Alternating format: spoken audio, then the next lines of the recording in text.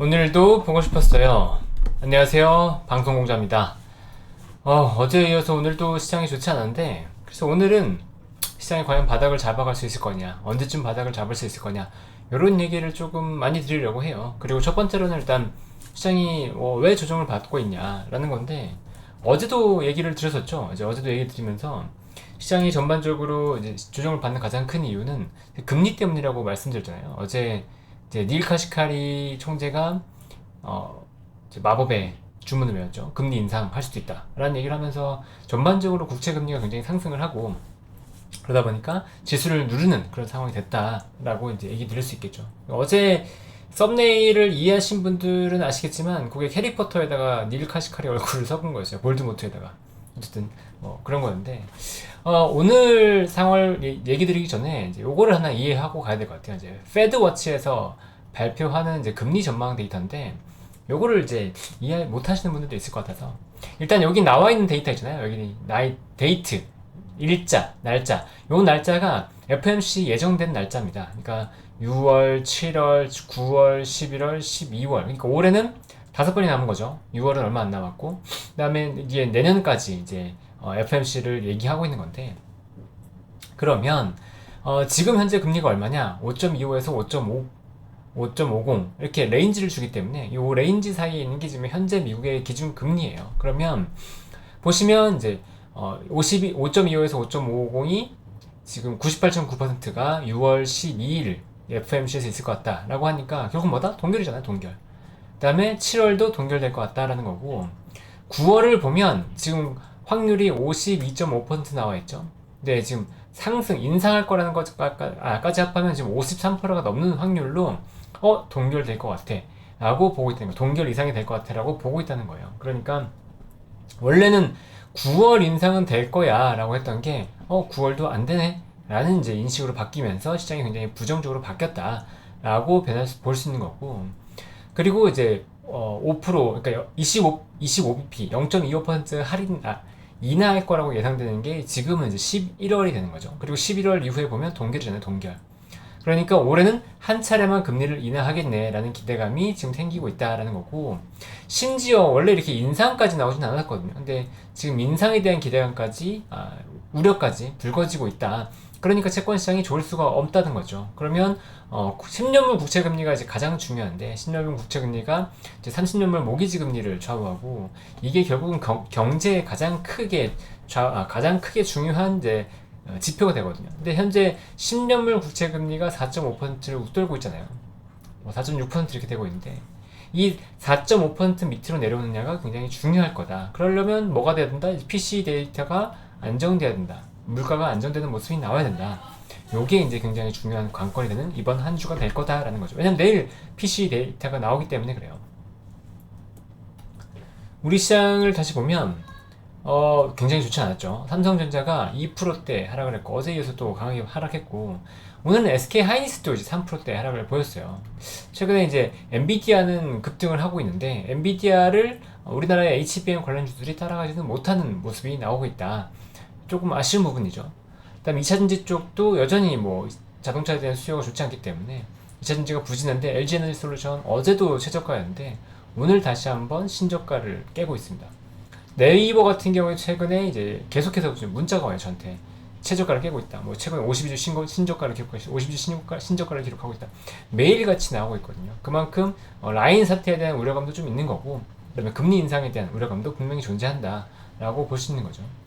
그다음에 자동차 쪽도 오늘은 여전히 좋지 않습니다. 자동차가 현대차 그때 한번 딱 급등하고 나서 여전히 좋지 않아요. 그때도 이게 이슈가 조금은 약한 것 같은데라는 느낌은 있었는데, 역시나 이슈가 이제 이어지지는 않는 모습이 나오고 있습니다. 밸류 프로그램 관련해서 이제 금융 관련된 주식들도 그렇게 좋은 건 아니죠. 이따가 말씀드리겠지만 SK 지주사는 이제 9%가 오르는 모습이 나왔고, 이 와중에 그래도 긍정적인 건 이제 화장품주들은 조금 강세를 보이는 흐름이 있다 정도로 보고 넘어가면 되겠습니다. 그리고 코스닥에서 보면 2차전지는 좋지 않아요. 지금 보시면 에코프로 BM, 에코프로 안 좋고, 그다음에 엔캠도 좋지 않죠. 그리고 HLB가 최근에 좀 상승이 나섰는데 오늘은 조정이 나오는 모습이 나왔고, 그다음에 셀트리온 제약이나 알테오젠 같은 전반적으로 이제 바이오들이 그렇게 좋은 흐름은 아니었습니다. 근데 3천당은 오늘 좀 플러스가 나왔어요. 근데 최근에 보면 이제 3천당이 가장 크게 기대를 받는 건 아일리아 바이오 시밀러거든요. 근데 3천당보다 다른 업체들이 바이오 시밀러의 승인을 먼저 받고 있어요. 그럼에도 불구하고 3천당은 크게 영향을 받지 않고 올랐다. 이게 좀 의미가 있어 보이고요. 그 다음에 IT 게임주 중에서는 이제 펄어비스가 계속해서 강세를 보이고 있는데 어제에 이어서 이제 신작 게임에 대한 기대감이 붙는 거죠. 이제 붉은 사막이 MMORPG 뭐라고 하지? 콘솔용 게임인데 콘솔 게임에서 이제 그 내년에 출시가 될 것 같다라는 기대감이 나오고 있어요. 근데 붉은 사막이 워낙 큰 기대작이기 때문에 요걸로 인해서 주가가 좀 반등이 나오는 것 같습니다. 그리고 IT 하드웨어 쪽은 반도체 쪽은 이제 삼성전자, 하이닉스 다 죽었고 마찬가지로 이제 국내 반도체 업체도 대부분이 굉장히 부진한 모습이 나왔다. 요게 좀 특징적이었고요. 그다음 대주전자재료가 이따가 설명드리겠지만 이제 응급제에 대한 기대감이 좀 있었어요. 이따가 말씀드릴게요. 그다음에 엔터주들은 왜일까요? 하이브가 어제 이제 오늘 패소가 나왔죠. 미니진 그 어도 대표이사 대상으로 해서 해임을 못한다라고 이제 발표가 나왔는데 그런데도 불구하고 하이브도 상승했었고 그다음에 SM과 JYP도 좀 반등하는 모습이 나왔습니다. 워낙 바닥이 있기 때문에 뭐 언제든지 반등이 나올 수 있을 만한 국면은 맞는 것 같긴 해요. 근데 그렇다고 해서 이게 또 대세 상승 예전처럼 엔터가 대세 상승으로 갈 거냐라고 본다 그러면 그 정도는 또 아닌 것 같고 좀 애매합니다. 포지션은. 코스피는 1.6%가 하락했어요. 어제에 이어서 외국인이 굉장히 강하게 순매도가 나왔습니다. 어제도 이제 1조 원 순매도가 나왔는데 오늘도 8천억 원 가까운 순매도 나왔죠. 2일 연속 이제 강한 순매도가 나왔는데 이 정도 이제 물론 선물도 안 좋긴 한데 이 정도 순매도가 나왔다 그러면 지수가 당장 세게 반등하기는 조금 어렵지 않을까라는 우려감이 좀 들어요. 그래서 지수가 어느 정도 적어도 좀 기거나 아니면 반등이 나온다고 하더라도 거기서 이제 바로 튀기보다는 조금 안정화된 작업이 있지 않을까. 수급이 조금 부담이 되니까 그런 느낌은 이제 개인적으로 갖게 되고 오늘 뭐 상승 업종 하나 있었죠. 하나 증권은 어제에 이어서 증권이 좀 강세를 보이는 흐름이 나왔었는데 그렇다고 하더라도 상승 종목 비중이 17%니까 전반적으로 그렇게 좋은 건 아닙니다. 그리고 전체적으로 봤을 때도 상승 종목 비중이 20%대였기 때문에 뭐 대형주, 중형주, 소형주 가리지 않고 다 안 좋았는데 특히나 대형주의 수익률이 더 안 좋았다. 아까 보시면 시가총액 3대장이잖아요.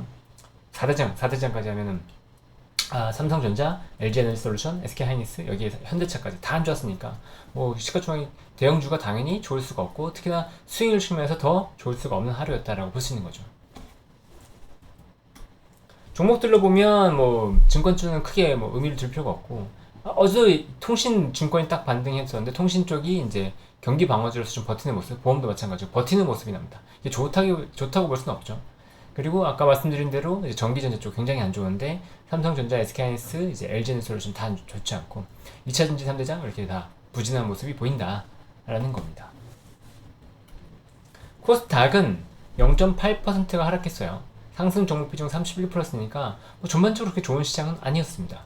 상승 업종도 6개고 하락 업종 28개였으니까 뭐 전체적으로 썩 좋지는 않네 라는 느낌인데 그래도 외국인과 기관이 그래도 양매수가 들어오긴 했어요. 그러니까 수급이 뭐 코스피보다는 조금 낫네 이 정도 느낌으로 볼 수 있는데 거래대금 보세요. 8조 4천억이 안 되죠. 그러니까 이게 외인과 기관이 산 게 아니에요. 산 게 아니고 개인의 매도 물량을 받아줬다라고 볼 수 있는 거죠. 그래서 개인적인 느낌으로는 코스닥이 코스피보다 먼저 바닥을 잡고 코스닥에서 뭔가 좀 반등의 흐름이 나올 수 있지 않을까라는 생각을 갖게 돼요. 그러니까 이게 개인의 강한 매도 물량을 받아주고 있기 때문에 지금 이틀 연속 빠졌고 여기서 이제 개인의 물량을 받아주고 있는 상태잖아요. 지금 보면은 코스닥이 계속 눌려 있었기 때문에 반대 매매까지도 우려가 될 수 있는 상황이거든요. 그러면 이 반대 매매 물량을 소화하고 나서는 결국 또 지수가 반등할 수 있는 계기가 될 수 있단 말이에요. 그래서 그거를 좀 기대하면서 지금 볼만한 상황이다 라고 얘기할 수 있을 것 같고 그리고 이제 오락문화 쪽에서 아까 말씀드렸던 것처럼 뭐 SM, JYP 이런 기업들이 반등이 있었다라는 느낌이 있었고요. 그다음에 엔터 쪽, 그러니까 엔터와 게임주 이런 말랑이들이 다시 좀 강세를 보였는데 이게 상승 흐름을 이어갈 수 있을 거냐라고 본다 그러면 지금 당장 그렇게 강한 흐름을 보이는 섹터가 되지는 않을 거다라고 생각이 됩니다. 그럼 바닥은 어떻게 잡아갈 거냐라는 거죠. 그러니까 대표적으로 이제 제가 바닥을 보는 시그널이 몇 가지가 있는데 일단은 바닥 시그널 종목들이 속출하느냐가 있어요. 이거는 여기서 제가 오픈하지는 않고 보통 이제 선별 종목이라고 해서 회원들 대상으로 하거나 아니면 가축사 클럽 같이 이제 하는 네프콘에 올리고 있는데, 어쨌든 이 바닥 시그널 종목이 많이 늘어나느냐, 여기 이제 첫 번째 관건이 될 거고요.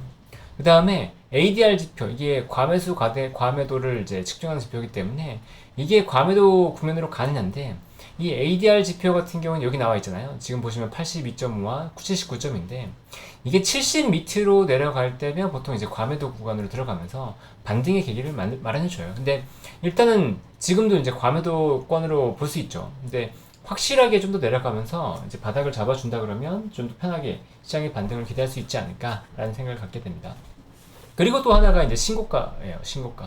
신고가 종목수, 특히나 60일 신고가 종목수가 이게 이제 20개 밑으로 내려간다 그러면, 아니면 20개 수준으로 내려간다 그러면 이제 바닥을 잡는 경우가 굉장히 많거든요. 그래서 저는 이 세 가지 지표들을 주요로 보고 있습니다. 이 세 가지 지표를 보면서 이제 차트랑 같이 판단하고 있는데, 어쨌든 이 세 가지 지표들이 아직은 이제 바닥을 완벽하게 그리고 있다라고 얘기하기는 조금 애매하죠. 네.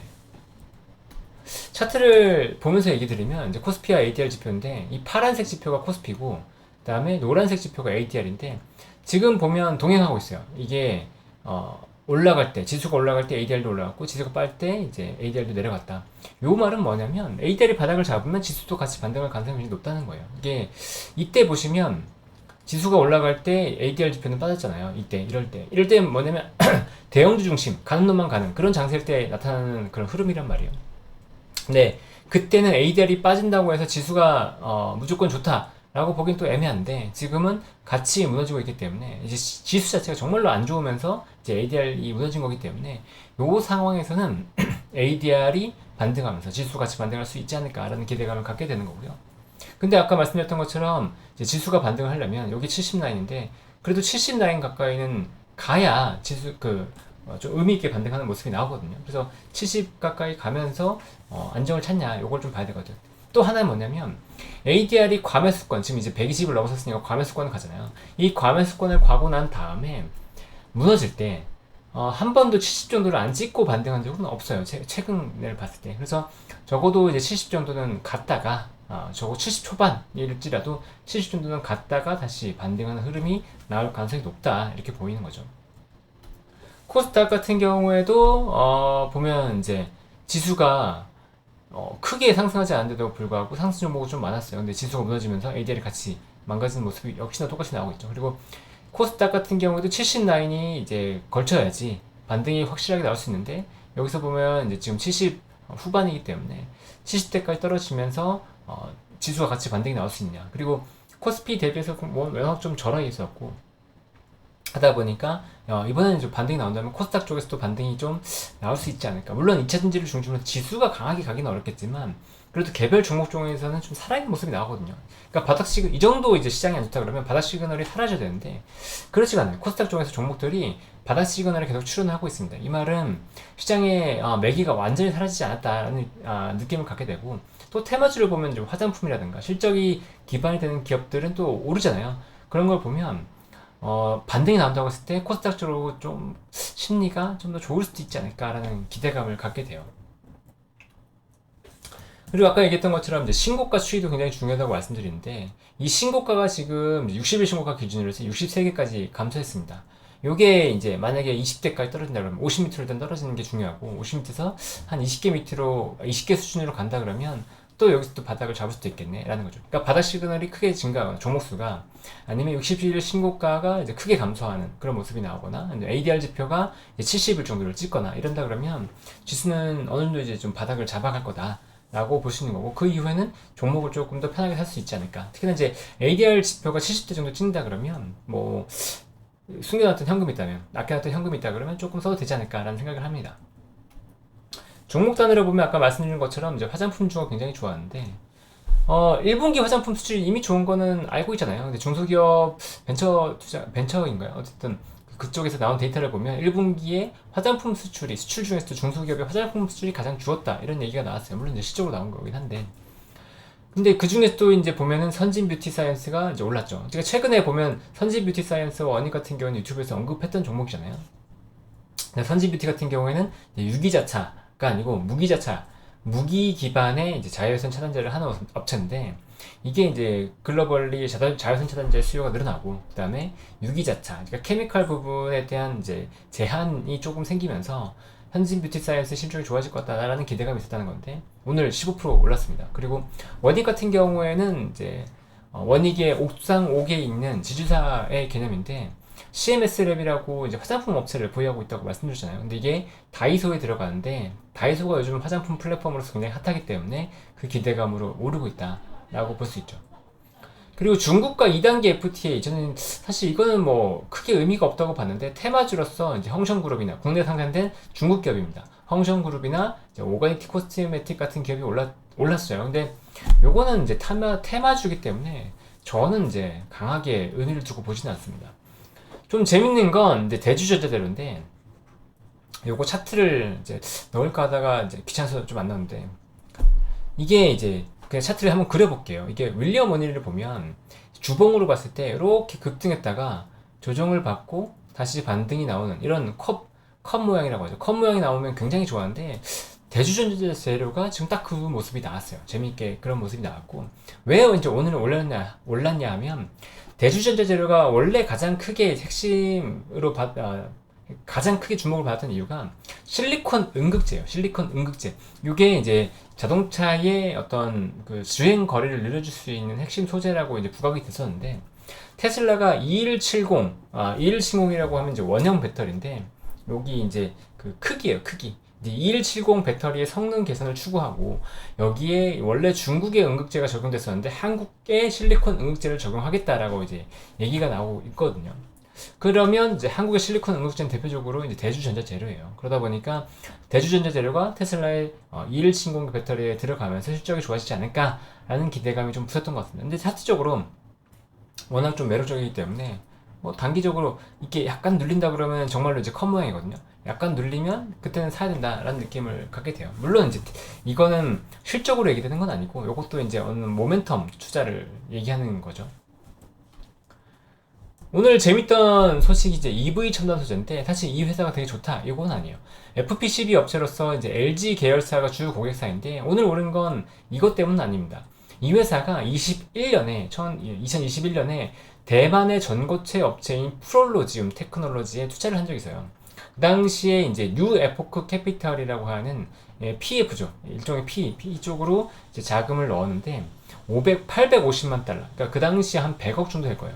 100억 원 정도를 투자했습니다. 그래서 지분율이 5%가 좀 넘어요. 그러니까 이 LP에서 투자한 게 한 2천억 정도 가까이 된다는 거죠. 2천억이 좀 안 될 텐데, 어쨌든 2천억 지분을 대만 전고체 업체 시리즈 E로 들어갔다. 시리즈 E라는 건 시리즈 A, B, C, D, E를 거쳤기 때문에 회사가 이미 규모가 좀 커졌다는 얘기가 될 거라는 거예요. 그리고 2천억을 투자했는데 그게 지분율이 정확하게 얼마인지는 저는 모릅니다. 이렇게 찾아봤는데 잘 안 나와요. 그래서 어쨌든 그 EV 첨단 소재가 지분율이 엄청난 건 아니다. 왜냐면 이 LP에 대해서도 5% 정도밖에 안 되는데, 이 LP도 이 프롤로지움에 대한 지분이 낮을 거잖아요. 그렇게 높진 않을 거란 말이에요. 그러니까 그러면 이제 EV 첨단 소재가 이제 지분율로 그렇게 얘기할 수 있는 건 아니지만, 그래도 이 프롤로지움에 엮였기 때문에 프롤로지움에 굉장히 좋은 이슈가 있다 그러면 같이 주가가 묶여서 오를 수 있다라는 걸 이제 보여준 건데, 오늘 뉴스를 보면 이제 프랑스에 슈나이더 일렉트릭이라고 하는 업체가 있어요. 근데 이 업체와 이 프롤로지움이 MOU를 체결했다고 합니다. 근데 이 프롤로지움이 대만 외해 지역에 이제 배터리 공장을 처음으로 구축한다고 발표가 됐고, 2026년부터 2031년까지 순차적으로 증설이 진행이 돼서 60기가와트 아워를 증설한다고 해요. 근데 규모는 7.5조 원, 7조 5천억 정도이기 때문에 굉장히 큽니다. 이 정도 규모의 배터리를 이제 투자하는 업체에 투자했기 때문에 EV 첨단 소재가 주목을 받는 거고, 이 업체는 또 프롤로지움 같은 경우에는 이제 글로벌 그러니까 나스닥 상장도 추진을 하고 있고, 그 다음에 전고체 배터리도 이슈가 있고 하니까 계속해서 뭔가 뉴스 플로우는 좋을 수도 있어요. 그렇다 그러면 뉴스 플로우가 좋을 때마다 EV 첨단 소재가 뭐 오를 수도 있겠구나, 그 정도 느낌으로 보려고 갖고 온 업체고요. 그 다음에 오늘 또 중요한 뉴스 중에 하나가 SK가 이제 세계 이혼이라고 해야 될까요? 이제 이혼 소송이 있었죠. 이제 노소용 관장과 그다음에 최태원 회장 이 두 분의 이제 이혼 소송이 있었는데, 이번에 2심이에요. 2심. 1심에서는 이제 최태원 회장의 손을 들어줬고, 2심에서는 또 이제 노소용 관장의 손을 들어줬습니다. 그래서 2심에서는 이제 1조 4천억 가까이를 지급해라. 이제 최태원 회장이 이혼하고 싶으면 노소영 관장에게 1조 4천억 정도의 자금을 지급해라 라고 발표가 된 거죠. 그러면 이제 왜 그렇게 됐냐? 그러니까 1심에서는 또 기여한 거 없다. 그냥 뭐 위자료랑 일부 자금만 가져가라 였는데 SK의 가치 증대에 지대한 기여를 했다라고 본 거죠. 그러면 이 노소영 관장이 누구냐가 중요할 거잖아요. 이 노소영 관장이 노태우 전 대통령의 딸이에요. 그래서 이 노태우 전 대통령이 실제로 이제 SK 그 그룹을 많이 밀어줬겠죠. 그 당시에 이제 유공이라고 이제 그 화학업체를 SK가 인수할 수 있게 해주는 거예요. 원래 유공은 이제 국가에서 갖고 있는 공기업이었단 말이죠. 근데 이 공기업이 결국은 SK 그룹으로 넘어갔고 또 그 이후에 한국이동통신, 지금 SKT도 SK로 넘어갔어요. 요것도 누구 덕이냐? 노소영 관장 덕인 것 같다라는 거죠. 그러니까 이제 SK 주식의 가치에 증대를 했으면 그만한 대가를 내놔라라는 게 이번 판결이었다고 보면 될 것 같고요. 그러면 이제 SK 현재 시가총액이 얼마냐 봤을 때 11조 5천억 정도 되고 최태원 회장은 대부분 이제 SK의 지분을 갖고 있어요. 다른 계열사 지분도 있긴 하지만 이게 가장 큽니다. 근데 최태원 회장이 갖고 있는 지분이 17.7% 2조 원 정도 되고요. 그러면 이제 관건이 이거죠. 1조 4천억 정도의 자금을 어떻게 마련하지? 현금 많이 있나? 뭐 이런 게 이제 첫 번째 관건이죠. 그러면 이 자금을 마련하기 위해서 어떻게 해야 될까? SK 지분 매각해야 될 수도 있겠죠. 그러면 결국은 SK가 뭘 해야 되냐? 주가 올려야 되잖아요. 그러니까 주가 올려야지 SK 지분 가치가 올라가고 SK 뭐 주식을 좀 판다고 하더라도 저 자금을 좀 수월하게 줄 수 있겠죠. 그러니까 이번에 보면 바로 이 판결이 나오자마자 한 70만 주 가까이 한 1,100억 정도 되더라고요.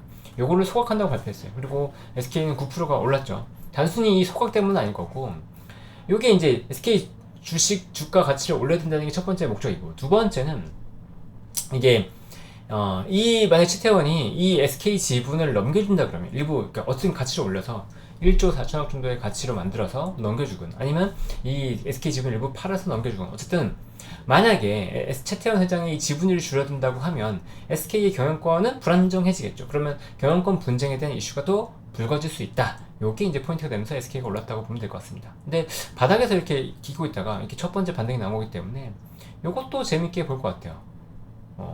테마주로서 좀 반등할 수 있지 않을까? 라는 기대감을 갖게 합니다.